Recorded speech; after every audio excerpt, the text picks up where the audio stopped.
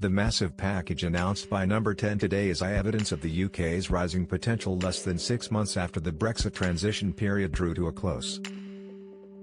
The deal means Britain will be able to sell cars and Scotch whisky to consumers down under without levies. While Brexiteers hailed the deal as a historic and momentous step for the country, previous skepticism expressed by Brexit opponents has resurfaced.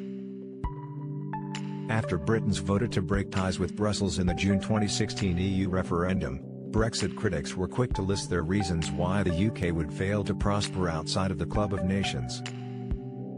After the Brexit vote, David Alan Green, a leading lawyer, said after the UK left the EU it could take up to 10 years for it to strike a trade deal with Brussels. And others claimed the UK lacked the expertise and competence required to strike its own free trade pacts with nations across the globe.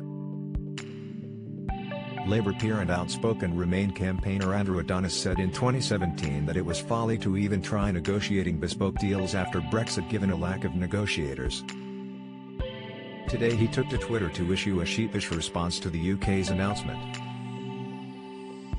He claimed the Tory government was undermining trade with the EU and trying to make up for it with the Australian deal. He wrote, "People aren't stupid. They know that if you undermine the terms for half your total trade, with the EU, a bit more trade with a small country on the other side of the world, Australia, is like building a sandcastle in the face of the incoming tide." He later described Brexit Britain as AWOL, absent without official leave, and isolated on the world stage. He tweeted, "The EU/US transatlantic summit takes place with President Biden, discussing huge trade and green agendas affecting combined population of 778 meters. Brexit Britain, AWOL and isolated, bigs up marginal trade concessions with a small country on the other side of the world, population 25 meters." Despite the warnings spouted by Remainers who were dubbed gloomsters by pro-Brexit voters, the UK has signed multiple post-Brexit trade agreements in the past few months. The latest deal with Canberra will give a much-needed boost to trade and services as red tape will be slashed. Firms in the UK and Australia will also find it easier to bid for procurement projects in each country.